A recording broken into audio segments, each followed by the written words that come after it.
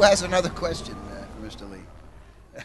That's the only way he can shut me up by saying who has another question. We only have 3 hours for this. No, kidding. Yes, sir.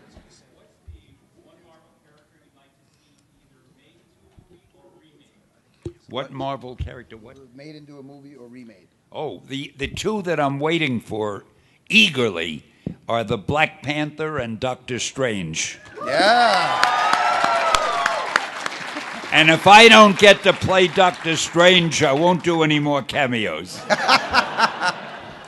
By the way, sorry, please. No, I was going to say that there's one other, too, that's in the works. At least it's being considered and talked about and perhaps written, and that is Ant-Man. I think they figure it'll be a low-budget movie. It'll be inexpensive to do because he's so small they won't have to... By the way, Stan says that his Spider and his Ant-Man will be in the no-fly zone. And he's my friend. I've got to be nice to him. By the way, we have... Whenever he says, by the way, I cringe a little at what's coming next. We should all give Super Terp...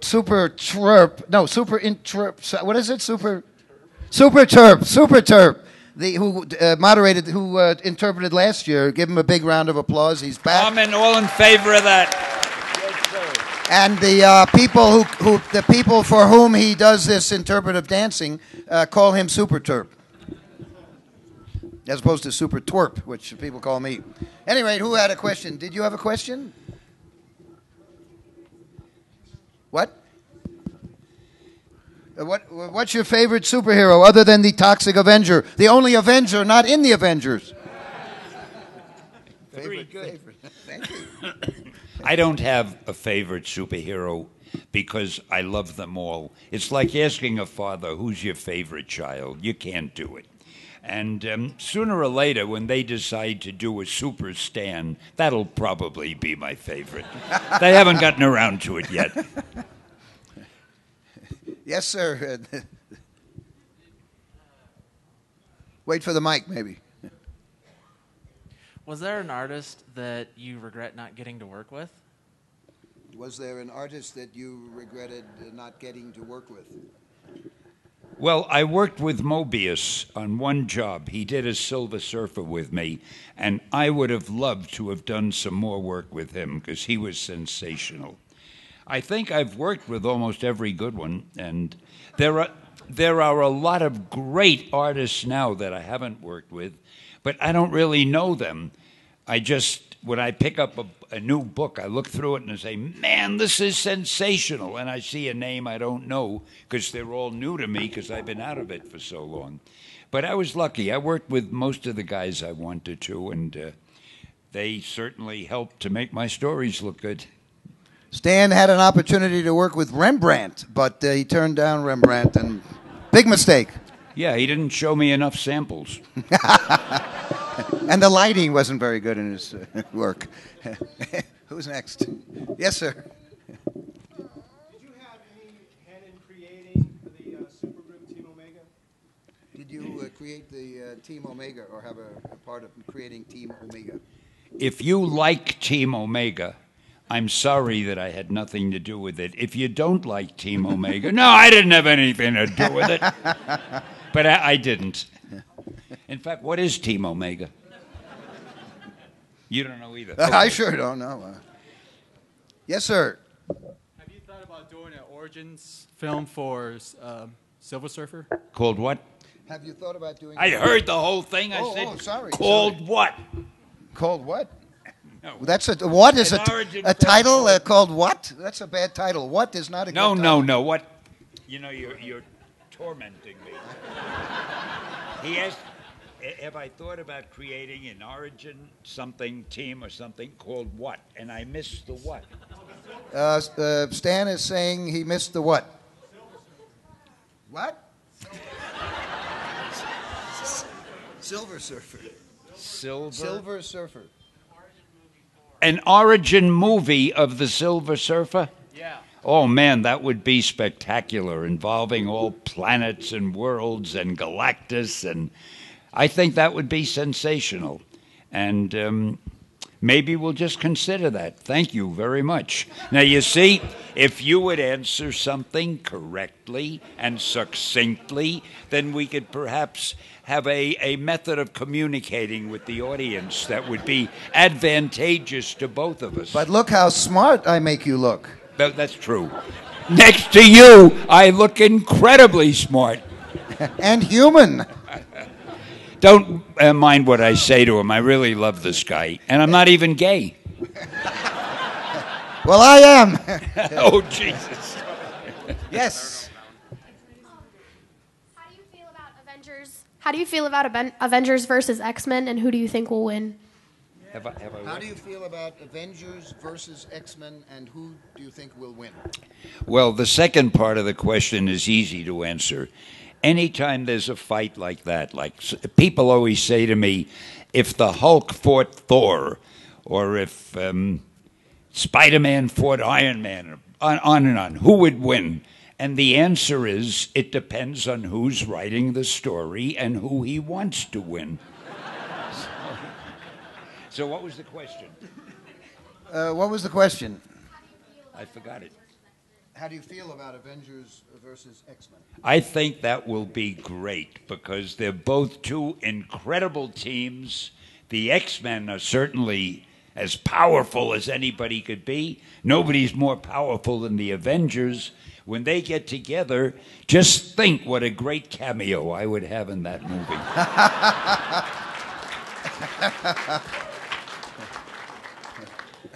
Madam there. He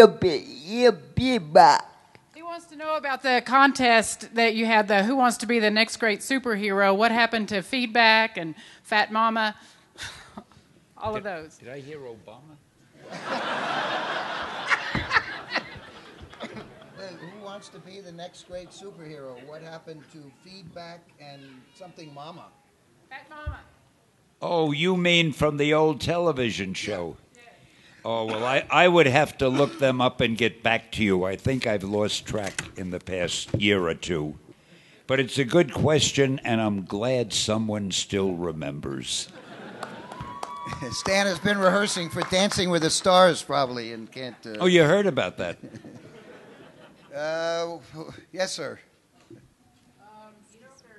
Take the mic, please. Oh, do you know if there are any plans or if there are any Native American superheroes? Any plans, or are there any Native American superheroes? I made one up that was in the Fantastic Four. He was an Indian. I forget. Anybody remember his name? What? Wyatt Wingfoot. Wyatt Wingfoot. That's right. I don't know why Marvel hasn't used him more. I think he'd be great. I see. I'm not involved really with the Marvel bullpen these days, so I don't know what they're working on. And there may be plans for a Native American superhero. I hope there are. As far, what was that?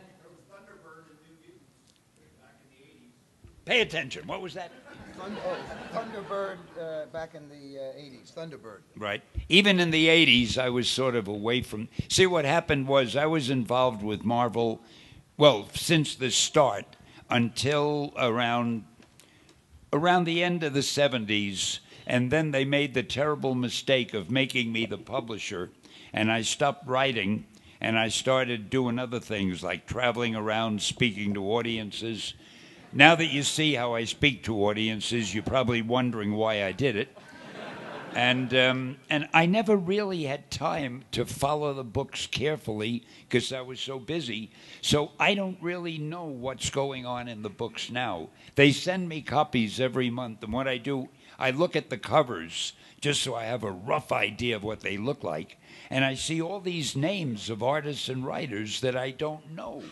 And then I thumb through them, and the books look so great, but I don't have time to read the stories. So you've got the worst guy in the world sitting up here to answer questions about Marvel, but you're stuck with it. Thank you, Stan. At least you got, what's your name again? Brad Lloyd. Pitt. Brad Pitt. In the back there. In the back. Yes. Stand up. That's it. Doesn't it give you a feeling of How power to be the one to pick the person? You know, man. You know it does. I'm embarrassed to say it. Yes, sir. What was your reaction when you saw the Avengers movie? What did you think of the Avengers movie? It wasn't bad. Did I ever tell you why it made so much money? This is a little industry secret, but you all look like you can keep a secret. See, I had a cameo in it. And it was a very brief cameo. If you blinked your eyes, you'd miss it. So what happened was a lot of people blinked their eyes. The movie ended, and a lot of people, usually half of the audience, they'd say, "Wow, I missed Stan's cameo. I'd better buy another ticket and see the movie again." See, you probably all wonder why those cameos are in the movie, because really, who needs them? That's the reason. That's why the movies do so well. Everybody buys 2 tickets on account of my cameo. And in fact, if you would like to see Mr. Lee in a cameo, Citizen Toxie, the Toxic Avenger Part 4. The man doesn't miss a beat.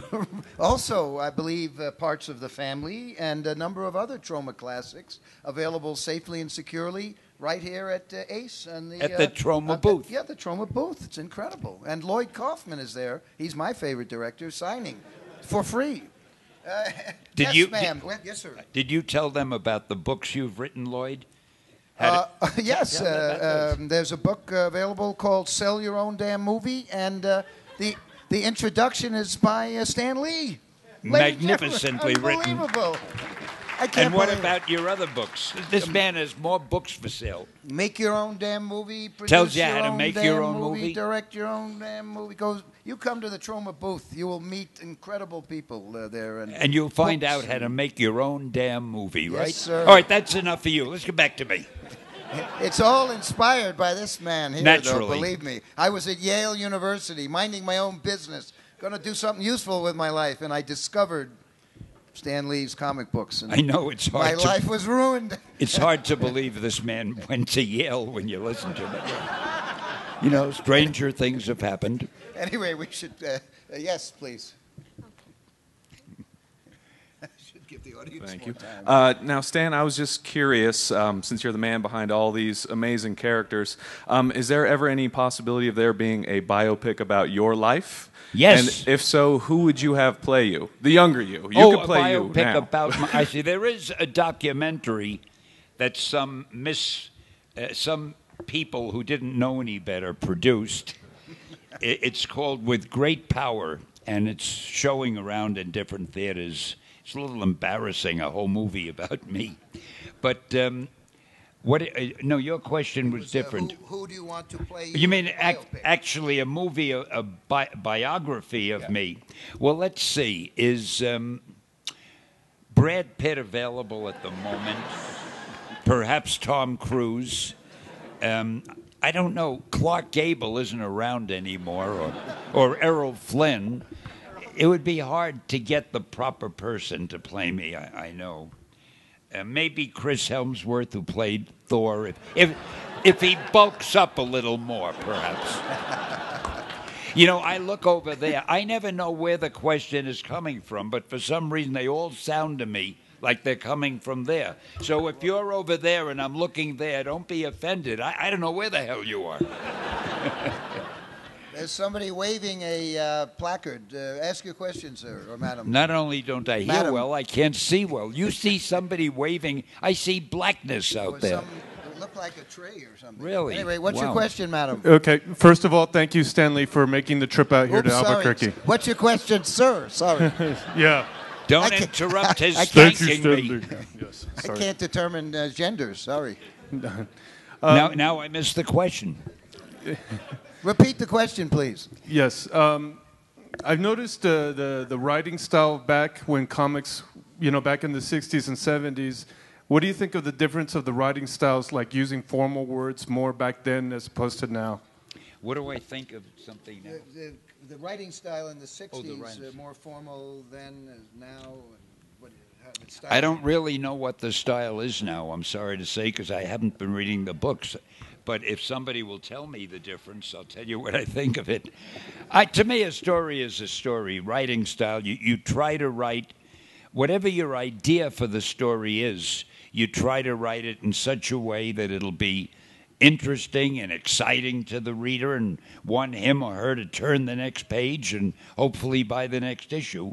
And every writer, there are so many writers now writing comics, they all have a different writing style. And most of them, I say all of them, are damn good, because most of them now are people who also write television shows and movies. And it never was that way years ago. We were all a bunch of comic book writers who never dreamed that one day we might write a movie or something. Now, if you're not an ex-screenwriter or TV writer, it's almost hard to get a job as a writer in comics. Everybody wants to write them, all the big professionals. And that should make the books a lot better. We've got the best writers around doing comics. When I got out of Yale, Stan introduced me to Alain Resnais, who did the last year at Marienbad, a film noir, a major French film noir director, and loved Stan's comics, wanted to write comic books. And we were going to do a movie with him, but I think I ruined it. Yeah, you did. He originally wanted to do Spider-Man. You know, it's very frustrating. Alain Resnais was the top French director a million years ago, and everybody knew him at that time. It was like Federico Fellini and Alain Resnais. Yeah. And today, hardly anybody knows who he is. And when you mention him, it's. But he was good, and he was one of the first big directors who saw that there were movie possibilities in comic books.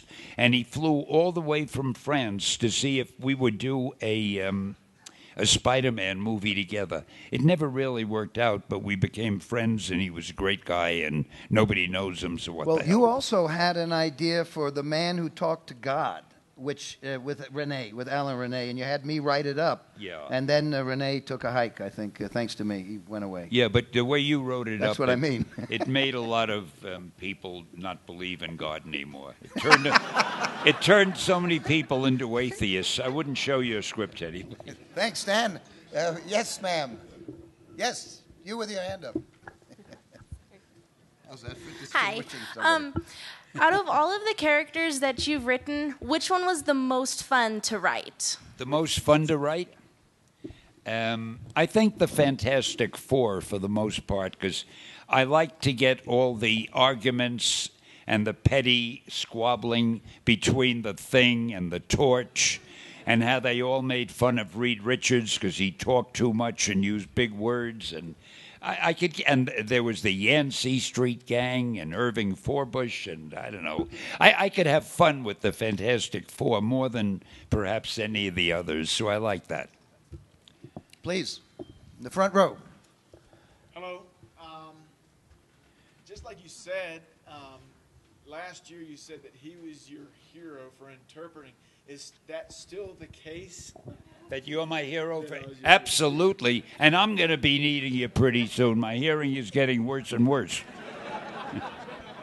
Okay, and secondly,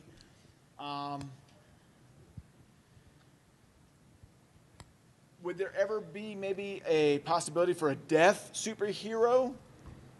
Absolutely. We've already had a blind one, and I can't see any. See, the only thing is, it's hard to make it visual. In other words, if a hero is deaf, how do you know he's deaf unless he says, I'm deaf? And visually, there's no way to tell. But I'm sure we could. Sooner or later, somebody will do it. I'm sure of that. Hey, I just realized something. I could see myself on a screen over there. Wow, I look great. Who's that guy with me? Yeah, I know. Yes, sir. Mr. Lee, what do you do to relax? What do I do to relax? I do panels like this. You don't have to think. Yes, ma'am. Mr. Lee, you have inspiration to a lot of people in the comic industry. I wonder, who was your inspiration? Who was your inspiration, Stan? Oh. Well, I guess to begin with, Joe Simon and Jack Kirby, because when I went to... Thank you, Simon Kirby fans. When I first started work, I worked for them. I was their assistant. And boy, they were great. They could dream up stories like that, and their illustrations were wonderful. And I was a big Simon and Kirby fan in the beginning. There in the back, please.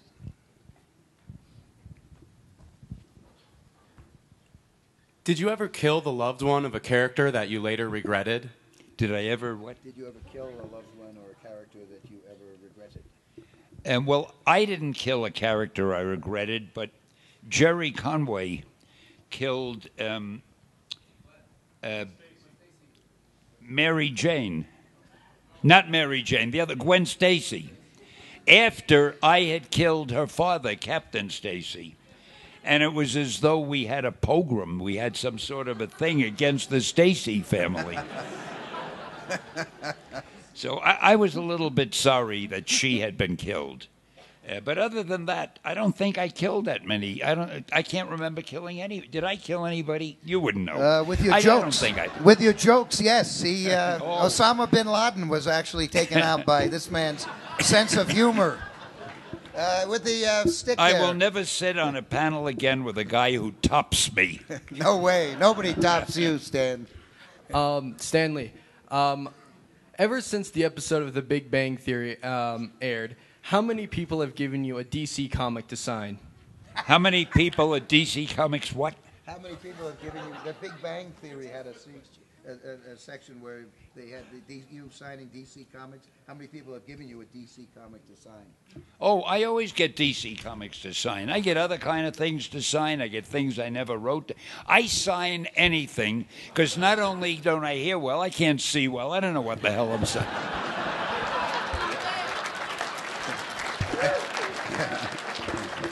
I love being on the Big Bang Theory. I wish they'd ask me back. Write a lot of letters.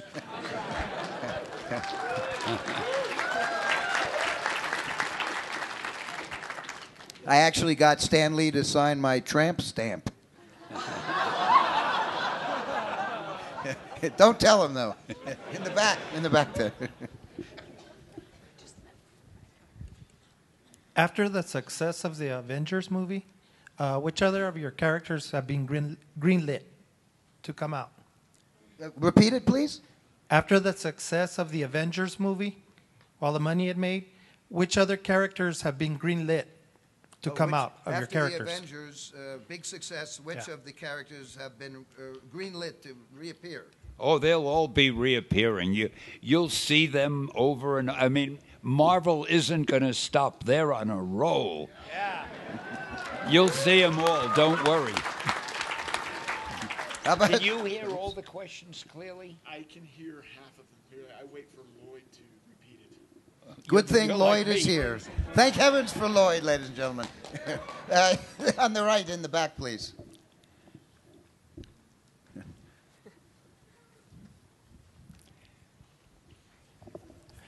When are you going to bring Apocalypse in and make an X-Men 4? Because I heard Apocalypse. When are you going to make an X-Men 4 and bring in Apocalypse? Something to do with X-Men 4, Apocalypse? I really don't know. I don't know what they're working on as the next X-Men movie. And they haven't called me to tell me about my cameo yet, which is the only thing really that I'm concerned with. By the way, fast-breaking news. Considering you're talking about the cameos, you hear this first, but Troma is remaking this summer The Class of Nukem High, Return to Nukem High, and we have a cameo for Mr. Stan Lee. Did I do one? No, you're going to do one. Great. The Return to Nukem High, Stan Lee, a cameo. You've heard it here at Ace. Unbelievable. Fast-breaking news. This man doesn't miss a chance. It's going to be, and he makes us go to his office, though. He won't come to the set. We have to film in his office. Yes, sir. You usually don't have a set. You shoot wherever you happen to be. That is very true. Who is your favorite villain? My favorite villain? Dr. Doom. I love the idea of a villain who's the king of his own country, and when he comes anywhere else, you can't arrest him because he has diplomatic immunity.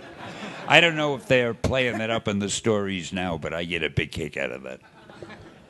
Yes, sir, with the beard. There's 20,000 guys with a beard over there. That's why I said that. I was just wondering if there was anybody that you created and didn't think would go over well, or adversely someone who went over really well that you didn't really know that he would. Was there anyone you created that surprised you, either negatively or positively, in terms of success? I actually heard that, but I wanted to see how well you translate. You could have done a better job. He said it with more profundity. I agree. I had one character. Actually, I think it was in the Fantastic Four. Jack and I were worried. We had a deadline, and we had been working on some other books, and suddenly we realized the Fantastic Four book was late, and we had to come up with something very quickly. And I didn't have a story to give him. So I said, I tell you what, Jack, let me give you the name of a villain. And I thought of Diablo. I said, that sounds like a great villain. Draw a guy that looks like Diablo ought to look. So he did. And then I made up a fast story, and Jack drew it, and the book was published. It's the only story I ever did that I don't remember what it was. I have no idea who Diablo was or what his power was. I mean, we did it in like 10 minutes. We worked on the thing, and then we went on to other things. And that is the one character. I don't know if Marvel ever used him again, if you've ever seen Diablo. But the one character I think I really failed with, I know it's a shock to you thinking I may have had a failure, and I'm sorry if I've ruined your stay here with that information. But you know, the truth must be told.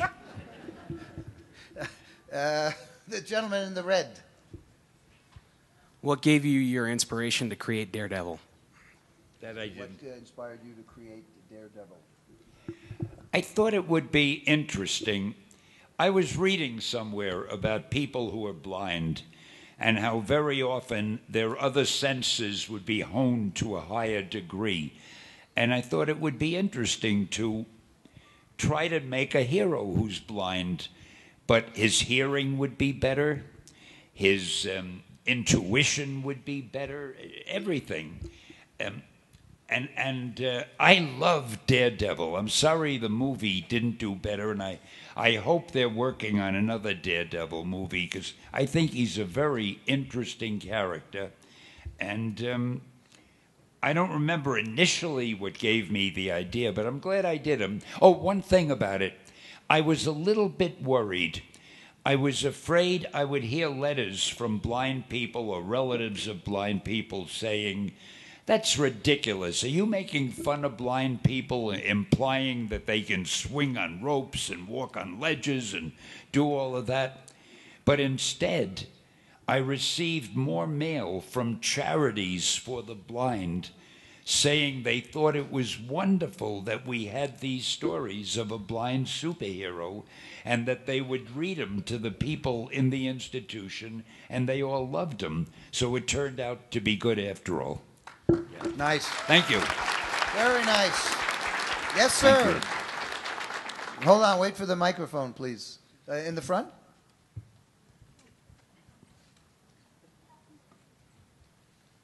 I came from Mexico. I just celebrate my birthday here, coming because I just went a trip to see you here in Albuquerque. And I want to ask you, what inspired you to make cameos? What inspired me to make what? Comics. Comics? No, cameos. What? Cameos. Oh, cameos. Cameos. You're a hell of a help. By the way, actually, I wasn't inspired to do it. I never thought of it. But when the first X-Men movie was being made, the director, Brian Singer, whom I knew, he said, "Hey, Stan, just for fun, why don't you get into one of the scenes?" And he had me in the background on the beach selling hot dogs or something when one of the characters walked out of the beach onto the sand, and he passed by, and I was in the background just putting mustard on a hot dog. That was all. But the next time they did a Marvel movie, I forget which one it was, the director said, "Hey, Stan, why don't you do a little scene in this?" And then another guy said, "Do a scene in this movie." And before I knew it, I was doing these things, and I suddenly realized I am a ham. I love doing it. Now I meet people in Hollywood. They could be anybody who makes movies, a director, a producer, and he'll say, "Oh yeah, I'm so-and-so, I produce this, that, and the other." The first thing I say to him is, "Have you got a cameo for me?" When was that first cameo? Whenever the first X-Men movie came out. I don't remember. When? This was before then. Troma discovered the Stan Lee cameo. Citizen Toxie, ladies and gentlemen. You were to blame for it's it all. It's all thanks to Troma. In the back, on the left. Hi. Me and my tattoo artist were talking when I was finishing up my tattoo of you, and he asked me the question, has there been any art based on you, Mr. Lee, that you find offensive at all? Has there been anything I find offensive? A tattoo artist apparently tattooed your face onto somebody's body. Is there any art based on you that you find offensive? Not really. I mean, if somebody wants my picture on part of his or her body, that's their decision. It has nothing to do with me personally. I guess I'm flattered that somebody would even think of me. Yes, sir, with the glasses. That's you. Yes? Oh, sorry. Mike is coming. That poor guy is running up and down the aisles, and nobody even gives him a mention.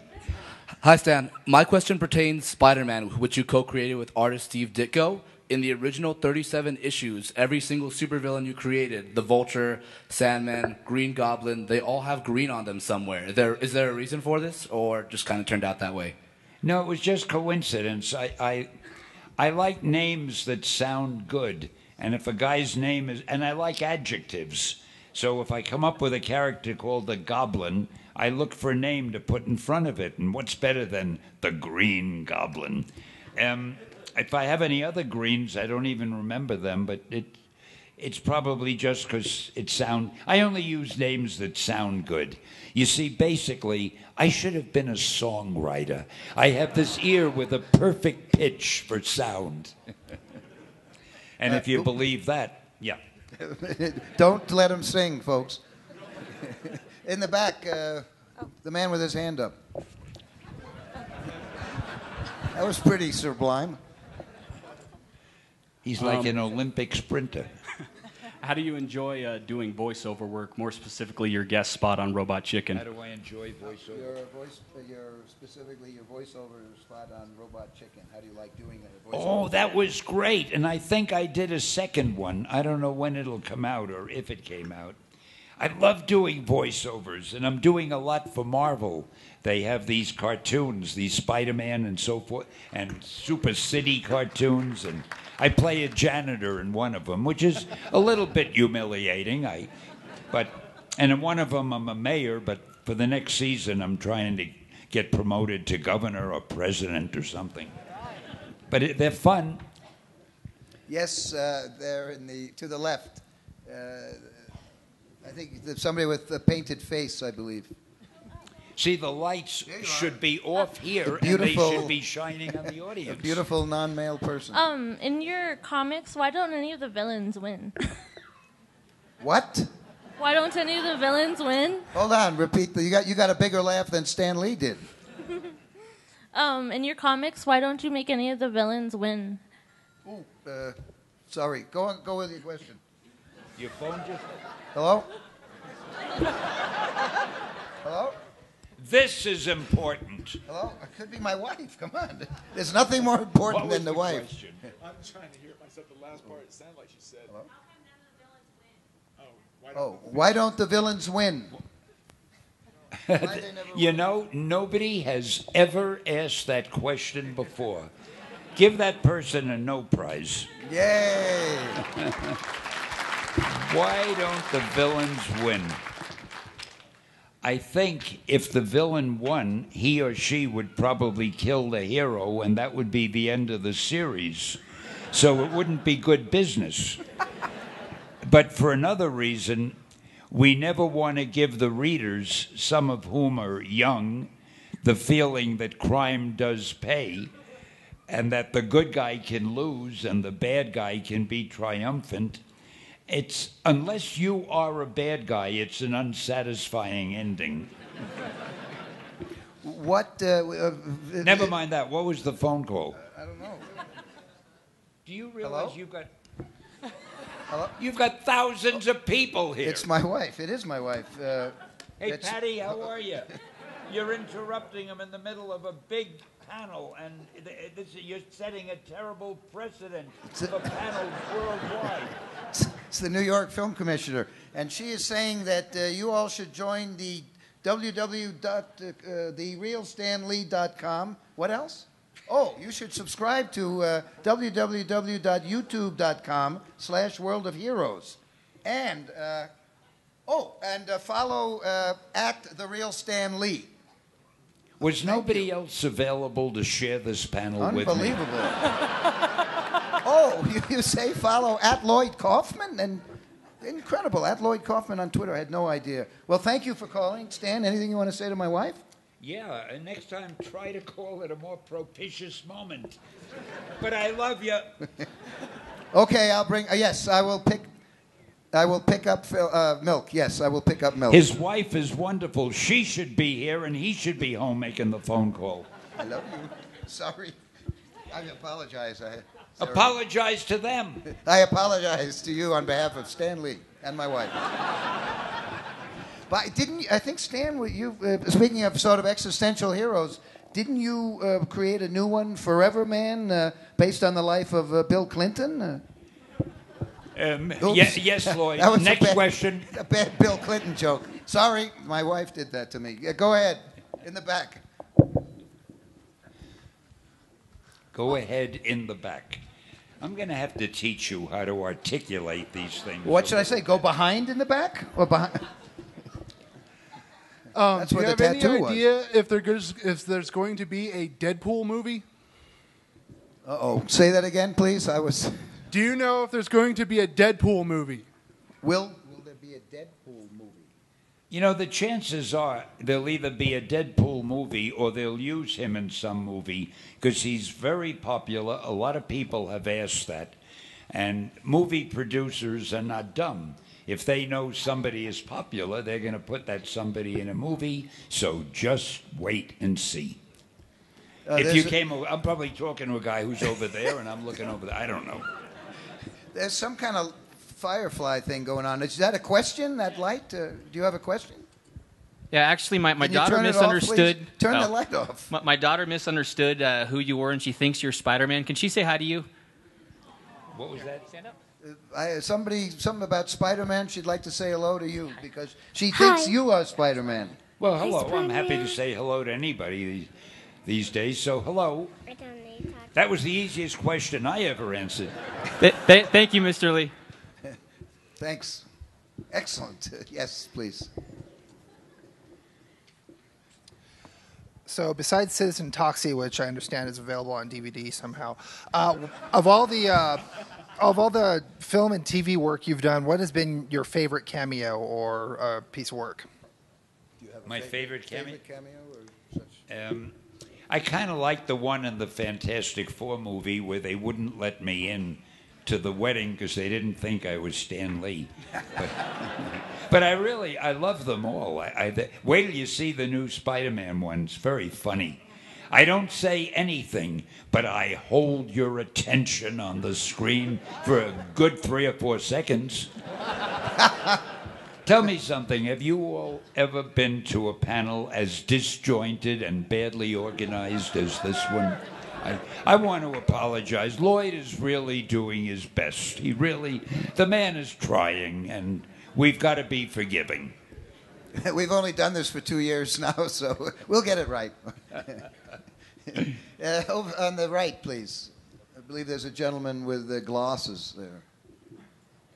So I grew up. Well, I'm still growing up. I'm only 22, but I grew up watching. What did you grow up on? Which? I grew up watching X-Men and the old cartoons like SWAT Cats, and I felt that there's been kind of a downfall in like the creative works of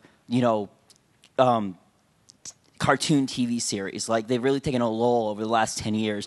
Do you see producers taking a renewed interest into the cartoons? Because I feel like this generation, after me, I is heard like everything he said except the key words. Do you see? Do you want me to repeat it? The state of cartoon art is it the cartoons today doesn't feel are as good.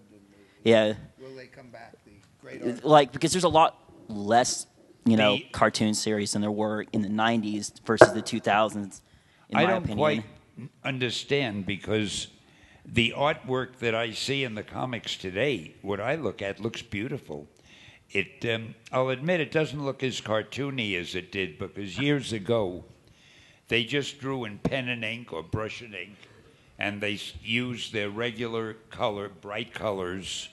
But now the illustrations, they look almost like paintings. I mean, they look like illustrations rather than cartoon drawings. So there's that difference.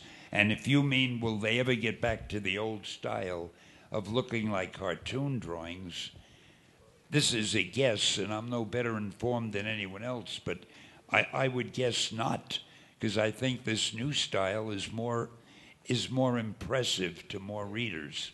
It was more geared towards the lower number of high-quality cartoons, not so much the art itself. I didn't hear that at all. He's talking about TV cartoons, I think. TV cartoons?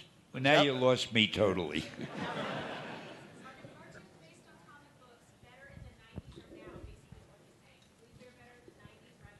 The guy regrets that he feels that cartoons made from comic books in the 90s were better than what you get now. What do you think? Oh, I don't know. I don't even know what cartoons you're talking about today, because the only ones I'm involved in are for the very young kids, and I think they're great. If there are any others, I haven't seen them. Yes, sir, in the red T-shirt. Which is your favorite X-Men character and why? Favorite X-Men character and why? Oh, I like them all. I think Wolverine is absolutely great. I wish to hell I had made him up.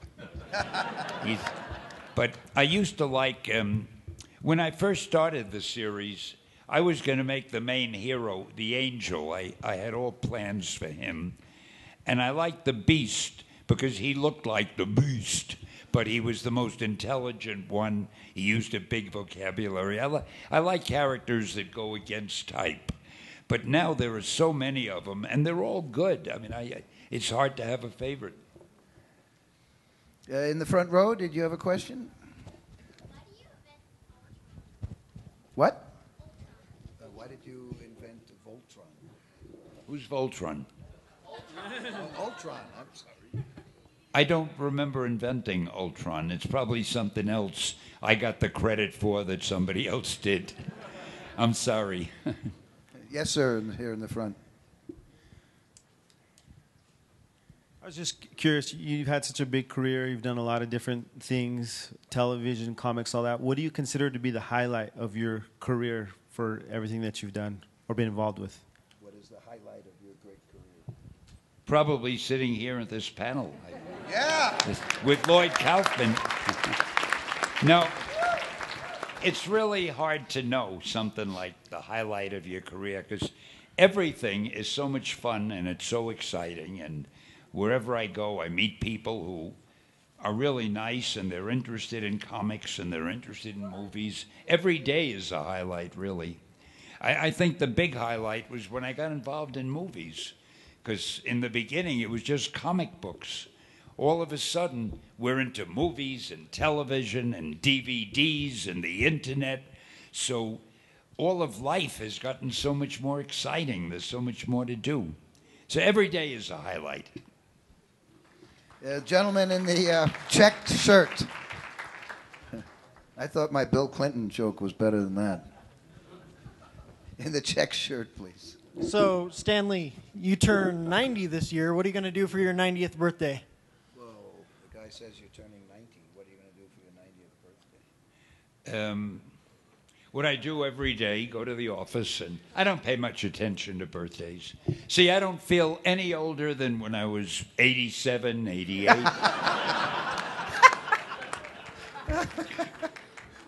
Yes, ma'am, in the pink hair.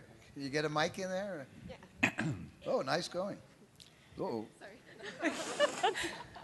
I was wondering, do you ever create a character based on your wife? If I what?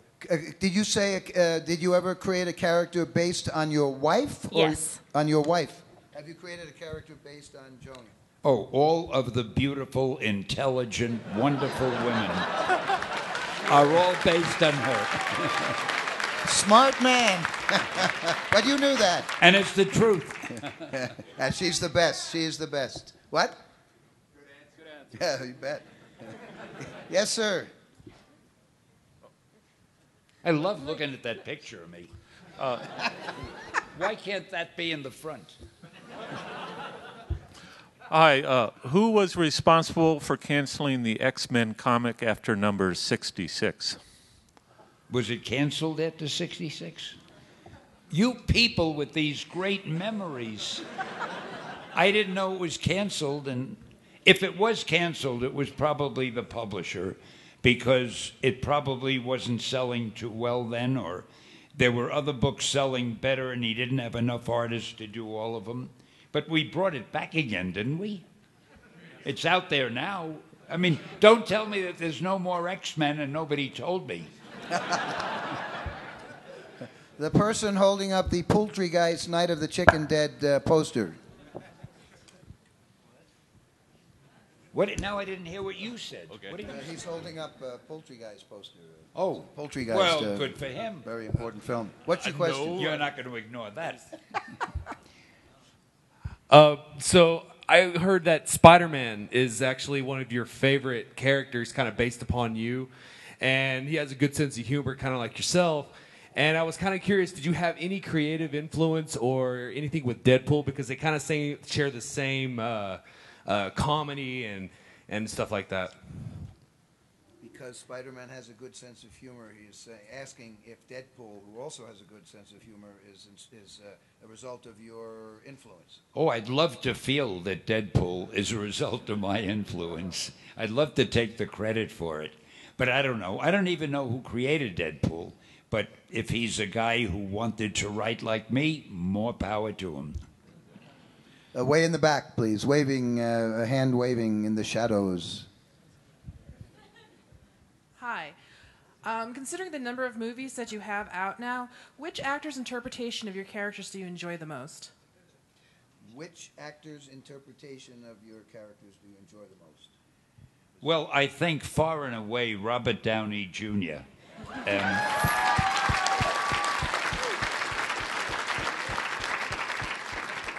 But they're all. Is that you or me? That's you. I never Stan get a Lee's phone phone. call. Yeah. I'll bet you anything it's a wrong number. No way. It always is. I don't even know how to work this. Oh, I push that. Hello? The guy who's in the new Spider-Man, he's kind of emo, isn't he? Nobody there. Do you think he's too emo, Stan? The new I'm the only guy who isn't good at using an e-phone. I probably did something wrong and cut out whoever was I think calling. I just gave you a pocket call, actually. It's probably me. Well, it doesn't matter. Any rate, what was the question for Mr. Stanley. Who has a question? Wait, so I didn't answer the other question. Oh, sorry. I don't remember. Wasn't there a question? All right, yeah, the person asked you who was your favorite film director. You answered Lloyd Kaufman, if I remember correctly. And it was a good answer. Who's next? Yes, with the very attractive beard. Yeah, that's you. Attractive. Yes. Thank you very much. Anyway, Mr. Lee, I was wondering what were your favorite what was one of your favorite hero-villain confrontations or even hero-hero confrontations that you've written about? What were my favorite? What? Hero, villain, hero, villain, confrontation. What was Just your favorite confrontations that you've written about between heroes and villains. Yeah. Favorite battle? Yes. I think of one now. There was one story I wrote where Daredevil fought Submariner. And now here are two heroes. If I made Submariner win, the Daredevil fans would hate it. If I made Daredevil win, the Submariner fan. And I wrote it in such a way that it was sort of a draw, and they were both incredibly heroic. And when the story ended, Submariner walked back into the sea thinking Daredevil was a very worthy foe, and Daredevil felt Submariner was great. And I thought it was one of my crowning achievements. And it was. And it truly was. Last question. Sorry. Madam, in the orange, very beautiful salmon, rusty orange. If you battle against Thor or Hulk, who would win? The battle against Thor and the Hulk? Who would win if Thor and the Hulk had it out? The answer that I've given so many times. It depends on who's writing the story and who he wants to win. These characters, this will come as a surprise, and I don't want it to go any further than this room. These characters are fictitious. When a writer sits down to write a battle, he can say, I'm going to have Thor win, and he writes it so that Thor will win. Or he can say, I want the Hulk to win, and he writes it that way. You see, a writer, in a sense, is like God. He can make anything happen. He can bring somebody back from the dead. He can kill them. He can do anything. And that's why I chose to be a writer instead of the President of the United States.